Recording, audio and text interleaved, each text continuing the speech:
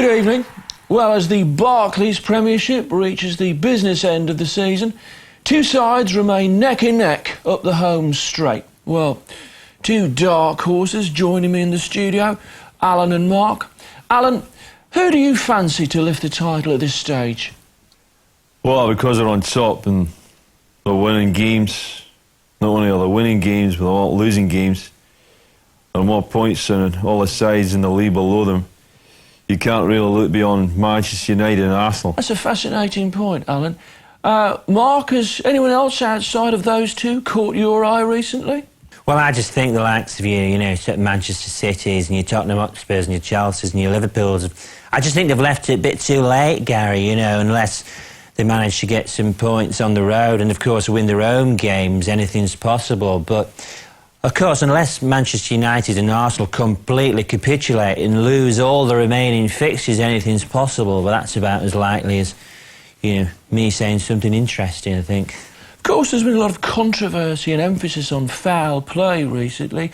Wayne Rooney's elbow and James McCarthy certainly is a case in point. But did he really elbow him on purpose, do you think? Yeah, absolutely not. And absolutely. Wayne Rooney doesn't do anything wrong as far as I'm concerned. And he's arguably, Gary, the greatest player ever to play the game. And, you know, I don't just say that to satisfy the predominantly English audience watching this BBC programme. I say it because I really mean it, Gary.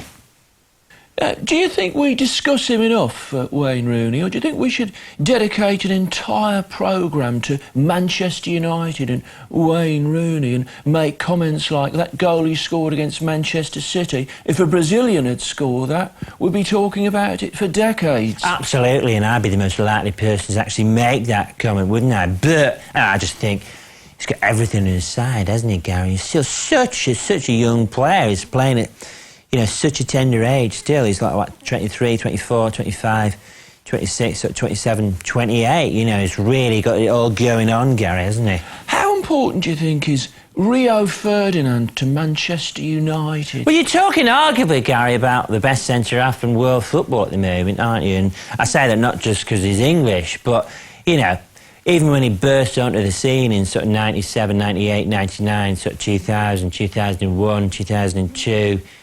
You know, he was still, even then, playing with the sort of maturity of what, you sort of 28, 29, 30, 31-year-old, 32, sort of 3, 34, 35, 36-year-old, 37, 38, 39, sort of 40-year-old, really, Gary, 40, you know. And I just don't think there's any doubt about that whatsoever, Gary. Yeah, well, of course, we're talking about Rio Ferdinand. He is a centre-half. I'm surrounded by centre-halves here. Normally, I'm usually used to running away from them. In your dreams, Monica. In your dreams. Yeah. Chance to be a fine thing, Gary, eh? Let's be blokes. Chance to be a fine thing, eh? Let's have a wrestle, guy, and let's be blokes. Dear, yeah. Banter. But seriously, Alan, how good is Rio Ferdinand in the overall scheme of world football? Well, when you're talking about Rio Ferdinand, you're talking about professional football, plays professional football for Manchester United. Yeah, so is that the end of your point, or are you only halfway through? Well, the point is, Rio Ferdinand's professional football. He's a professional footballer. He's got everything. He's got a lot. He's quick, he's fast, and he's got pace. Thanks, Alan. Thanks, Mark. Well, that's all we've got time for on Match of the Day, and on a night when Rooney proved his form was not on the wane, it's a good night from me with a raised eyebrow and a really shit pun.